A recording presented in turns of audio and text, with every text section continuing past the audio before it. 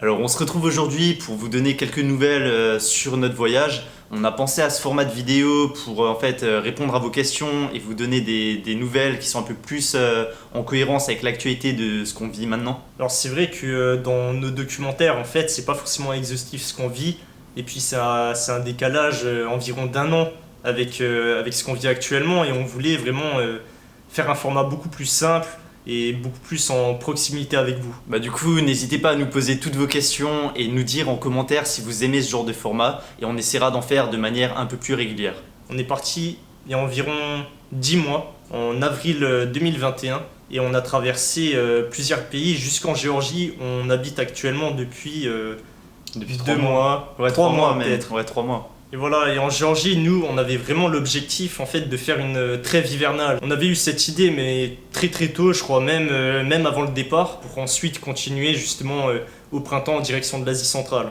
Ouais, parce que tout simplement, l'hiver, comme vous pouvez l'imaginer et comme certains le savent, bah, tout simplement ça caille un truc de malade en Asie centrale. Concrètement, il y a des endroits, il fait Moins des, 50. ouais, voilà, des moins 40, des moins 50. Et honnêtement, avec les équipements qu'on a, avec la Ça. préparation qu'on a, c'est juste impossible C'est de ça, traverser. on voulait vraiment attendre le printemps pour atteindre l'Asie centrale. Après, on est un peu en retard. On est aujourd'hui, je crois, le 19 mars. On se disait, il nous faut vraiment une place pour passer l'hiver, etc. On galérait comme pas possible à trouver un endroit. Et là, totalement inattendu, alors qu'on est arrivé dans ce pays, on venait d'arriver, on connaissait personne. Tu vois, le jour où on a passé la frontière, tu te rappelles, on était là la nuit, on passait là dans la même rue là, Ouais. qui sépare cet appartement, et jamais de la vie, on aurait imaginé qu'on allait se retrouver là, tu vois. Puis ben, ça fait depuis le 21 décembre qu'on est là quand même. Et là, on se pose, on a l'électricité, on a de la place, tu vois, il y a le chauffage, on paie juste les charges. C'est ça, en plus, on n'a pas de voisins directs. L'immeuble, c'est un immeuble de tourisme d'été, tranquille pour monter. On peut pas rêver mieux pour monter nos documentaires. Donc, on va se poser là le temps au moins de finir la plupart de nos premiers documentaires, et voilà, d'embrayer ou de bien avancer là-dessus. Mais ce dont on a hâte, c'est vraiment d'aller en Asie centrale. C'est vraiment un peu le cœur de notre voyage. Bien sûr, Corée à part. J'avais prévu d'être en Ouzbékistan pour le Nouvel An perse, donc soit le 21 mars. Bon, là actuellement on est le 19 mars en Géorgie. Clairement, on n'arrivera pas à cette date. En fait, on est un peu en retard, mais pour plusieurs raisons. On est un peu bloqué, si vous voulez. Ouais, c'est ça. Mais en fait, déjà, on n'aurait jamais imaginé qu'on allait passer 3 mois en Géorgie. Effectivement, on comptait faire une trêve hivernale. On avait pensé à la Géorgie, mais on n'était pas forcément, tu vois, bloqué là-dessus. On s'était dit, ça pourrait être en Arménie aussi. Ou faut voir, en tout cas, faut voir où on peut se poser. Bah, du coup, on est parti de France. On a traversé la Suisse, donc que vous êtes en train de découvrir dans les documentaires. Et ensuite, on est passé par l'Italie du Nord, donc dans les chaînes de montagnes des Dolomites. On est arrivé ensuite en Slovénie. On a traversé ensuite les Balkans, donc la Croatie, la Bosnie et le Monténégro. Puis on a traversé l'Albanie, la Grèce, la Turquie. Et là, ensuite, on est arrivé en Géorgie. Après la Géorgie, en fait, j'avais prévu différentes options. Je voulais faire Turquie, Géorgie, Azerbaïdjan, prendre le ferry à Bakou, donc la capitale azérie, pour rejoindre le Kazakhstan à travers la mer Caspienne. Et ensuite, à partir du Kazakhstan, l'Ouzbékistan, le Kirghizistan, à nouveau le Kazakhstan, la Mongolie, et ensuite la Russie si possible, la Russie sibérienne, puis la Corée à partir de Vladivostok. Le problème actuellement justement pour notre itinéraire, c'est que l'Azerbaïdjan en fait a ses frontières terrestres fermées. Pas ses frontières aériennes, mais simplement ses frontières terrestres. Tout au long de l'itinéraire, on a toujours été au contact avec les différentes ambassades dans chaque pays. On fait les choses bien, les choses administratives. Sauf que là, on n'a aucune nouvelle, ils ne nous disent rien sur même une date approximative, on ne sait pas. On ne sait Ouais. pas, certains disent 1er mars, 15 mars, 30 mars, on ne sait pas, et ça peut durer toute la vie comme ça. Non, mais de toute façon, c'est une galère pas possible. Franchement, on serait jamais imaginé que, tu vois, sur un si long voyage, on allait être bloqué par l'Azerbaïdjan, en fait. C'est ça, par Ouais. un pays qu'on connaissait même pas avant ce voyage. Ouais, quoi. j'avoue. Parce que ouais, il faut savoir que pendant ce voyage, de toute façon, si on attend d'avoir des certitudes sur l'avenir, ben clairement, on serait encore en France, on n'aurait rien fait. Et du coup, ça fait que tout le long du voyage, on est parti, sachant qu'il y avait des pays qui s'étaient fermés. Et effectivement, la situation est totalement instable dans le monde, quoi. Ça fait que de changer. Pour atteindre l'Asie centrale, il y a deux autres options qui s'offrent à nous. Donc la route du nord et la route du sud, disons. La route du nord, c'est Russie-Kazakhstan, autant dire que c'est mort actuellement. D'autant plus que les frontières terrestres sont fermées, particulièrement sur ces routes-là, entre la Géorgie et la Russie. Parce qu'il y avait eu des conflits en fait entre En la Russie 2008, et la ouais. Géorgie, voilà, en 2008. Et la route du Sud, disons Géorgie, Arménie, Iran ou Géorgie, Turquie, Iran, pour ensuite remonter vers l'Asie centrale, sauf qu'il faut passer soit par l'Afghanistan, donc c'est pas le top, soit par le Turkménistan, mais le Turkménistan est totalement fermé. Déjà qu'en temps normal, c'est un peu difficile d'avoir un visa de transit. Là, c'est totalement mort en période de Covid. Et puis même l'Iran, on avait fait une demande de visa dès qu'on était en Turquie pour passer par l'Iran. On hésitait si on allait passer par l'Iran ou par la Géorgie et ils nous ont tout simplement refusé. Après voilà, c'est pas mort définitif, tu vois, on peut toujours retenter. Tu vois, on a même envisagé des trajets mais improbables en descendant, en passant par Le Mans, etc. En prenant des bateaux, je ne sais où. Mais en fait, ouais, c'est des options qui sont totalement délirantes. Et nous, clairement, dans le voyage qu'on veut faire et dans le sens que ça a, faut absolument qu'on passe en fait par l'Asie centrale, quoi. C'est ça, parce qu'en fait, notre voyage, c'est pas un simple voyage pour atteindre la Corée, parce que si le seul objectif était d'atteindre, on irait par avion. Et on peut pas traverser non plus des pays qui n'ont pas un rapport direct ou qui n'ont pas un sens un peu, un sens profond qui s'inscrit dans cette portée de voyage initiatique en fait. Et je pense que passer par la péninsule arabique ou par le monde indien, ça peut être très très intéressant, mais peut-être pour un autre voyage. Et je pense que c'est pas l'idéal.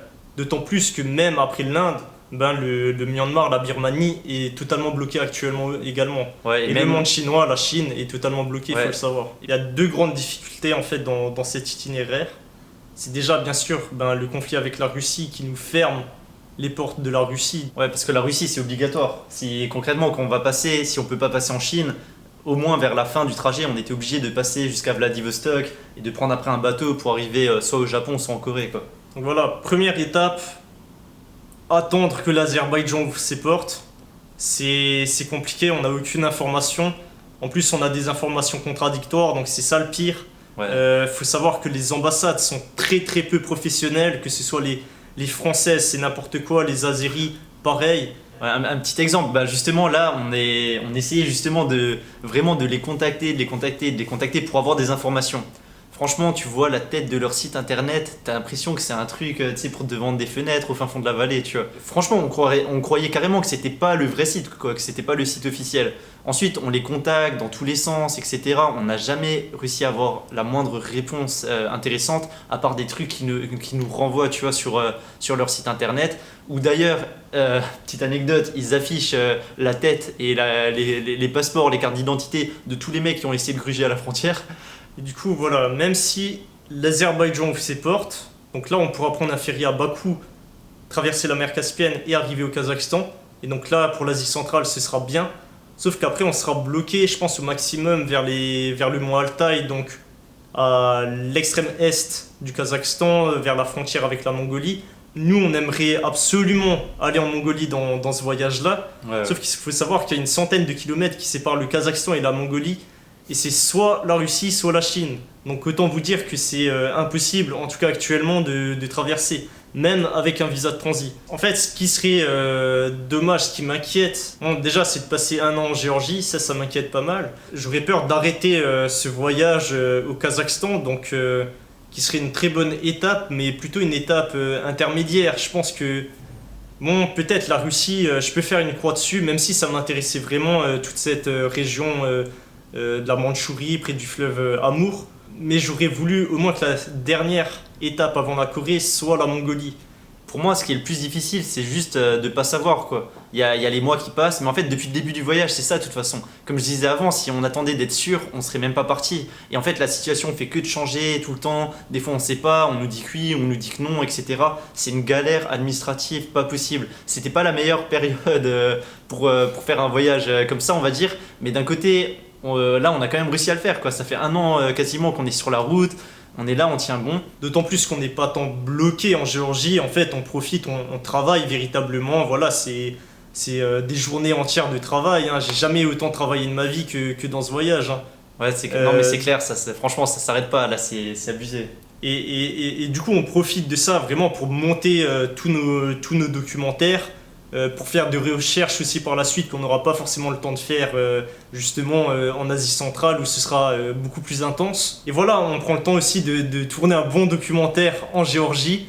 Et voilà, donc on a ces documentaires, on a l'exploration, on a les recherches, donc ce n'est pas un temps perdu et on ne se sent pas du tout bloqué en Géorgie pour l'instant. Ouais. Mais c'est vrai qu'à l'arrivée du printemps, on aimerait vraiment que le printemps soit synonyme d'Asie centrale et de reprise de l'aventure. Maintenant, si on reste en Géorgie trop longtemps, jusqu'au printemps, jusqu'à l'été, ça va être super. On va explorer des choses qui vont être magnifiques ici. Mais après, en fait, on va se mettre une balle dans le pied pour la suite. Pourquoi? Parce qu'après, on va arriver en Asie centrale et hop, ça va être la fin de l'automne, ça va être l'hiver très vite. Et en fait, pendant l'hiver, si on se retrouve soit en Asie centrale, soit en Mongolie, ben en fait, tout simplement, on va être en galère, quoi. Et du coup, ben, la situation est difficile. Là, on vous partage ce qu'on est en train de vivre à ce sujet là maintenant tout de suite. Mais en fait, comme dit, ça peut changer du jour au lendemain. En tout cas, voilà, comme dit, n'hésitez pas à nous dire en commentaire si vous aimez ce genre de format. Si vous avez des questions aussi, n'hésitez pas. Nous, on va essayer de répondre à vos questions autant que possible. Essayer de faire ce genre de vidéos assez régulièrement parce que on pense que c'est un bon moyen pour vous donner davantage de nouvelles en fait, que vous sachiez comment ça se passe. Et voilà, peut-être pour les prochaines fois, on parlera davantage de comment on voit les documentaires, quelle est notre approche, comment on les fait, comment ça se passe le processus de création. Et peut-être dans d'autres vidéos, peut-être une sur un itinéraire plus précis, ou en tout cas on vous explique un peu notre approche de la Géorgie, ça peut aussi être intéressant. Bon, en tout cas, merci beaucoup pour tous ceux qui nous suivent dans cette aventure, ça nous fait vraiment chaud au cœur. Pour ceux qui ont envie de nous soutenir, on a une plateforme Tipeee, on va vous mettre tous les liens en description. Vous pouvez aussi nous suivre sur nos réseaux, donc Instagram, Facebook, YouTube. Vas-y, à bientôt.